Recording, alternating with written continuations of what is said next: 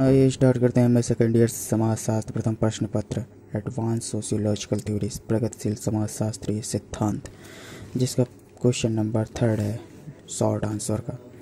प्रसंग समूह या संदर्भ समूह या हम कह सकते हैं रिलेटिव्स, मतलब किसी के सापेक्ष, जैसे साइंस में होता है वैसे ही संदर्भ, किसी को संदर्भ मानकर मनुष्य का व्यवहार दूसरे समूह से किस प्रकार प्रभावित होता है और इस व्यवहार को प्रभावित करने वाली प्रक्रिया कौन सी है, इसी का अध्ययन प्रसंग समूह सिद्धांत द्वारा किया जाता है।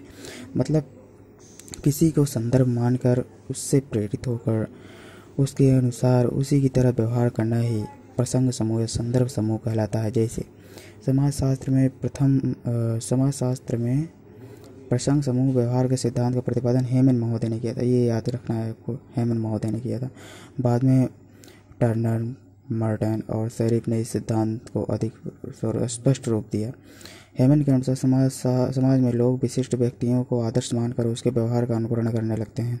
इसे शेरिफ ने मनोवैज्ञानिक आधार पर प्रस्तुत किया है। तो शेरिफ के अनुसार शेरिफ ने क्या बोला था, इस सिद्धांत को अधिक स्पष्ट रूप दिया। हेमन के अनुसार, पहले इधर देखें आप, समाजशास्त्र में लोग विशिष्ट व्यक्तियों को आदर्श मानकर उनके व्यवहार का अनुकरण करने लगते हैं। इसे शेरिफ ने मनोवैज्ञानिक आधार पर प्रस्तुत किया। शेरिफ के अनुसार व्यक्ति सामूहिक मानदंड को स्वीकार करता है। मतलब जैसे एक समाज में सभी लोगों की जो राय होती है उसी को सभी को मानना पड़ता है। एक व्यक्ति हो चाहे अनेक व्यक्ति हो, अगर संख्या ज़्यादा है, अगर वो सब किसी बात में एक मत रखते हैं तो उसी के अनुसार दूसरे व्यक्ति को भी उनकी आज्ञा का पालन करना पड़ता है। ये देखिए, जैसे हम गांधी बापू का एग्जाम्पल लेते हैं। जैसे समाज में लोग विशिष्ट व्यक्तियों को आदर्श मानकर, तो हमारे आदर्श गांधी बापू को ही माना जाता है ज़्यादातर। तो उन्हीं के अनुसार व्यवहार करते हैं हम लोग, उन्हीं के पते चिन्हों पर चलने की कोशिश करते हैं। सामूहिक समूह से अभिप्राय व्यक्तियों के उस संगठन से है जो एक दूसरे के साथ सामाजिक संबंध रखते हैं। इसमें विभिन्न व्यक्ति स्थापित प्रतिमानों के अनुसार एक दूसरे के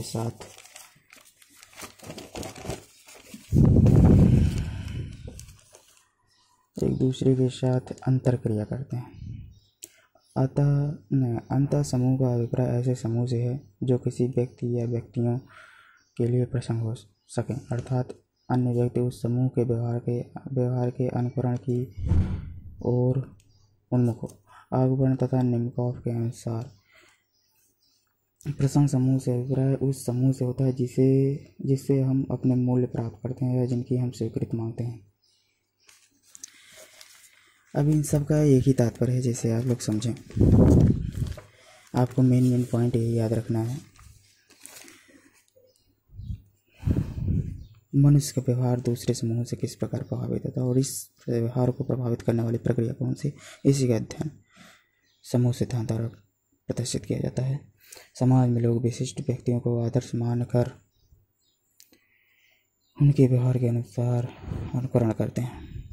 यही है प्रसंग समूह। मतलब किसी को विशिष्ट मान लो, किसी को अपना आदर्श मान लो, चाहे क्रिकेट में महेंद्र सिंह धोनी को मान लो या विराट कोहली को मान लो, जैसे भी हो आप मानिए और उन्हीं के अनुसार आप चलिए। यही प्रसंग समूह का तात्पर्य था और इसमें ज़्यादा कुछ नहीं है, ठीक है।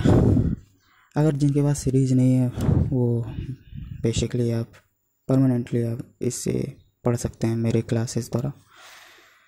मैं जितना भी हो सके मैं आपको शॉर्ट में ही बताने की कोशिश करूँगा, ज़्यादा लंबा मीनिंग नहीं बताऊँगा, अर्थ नहीं बताऊँगा, ताकि आपको याद रहे।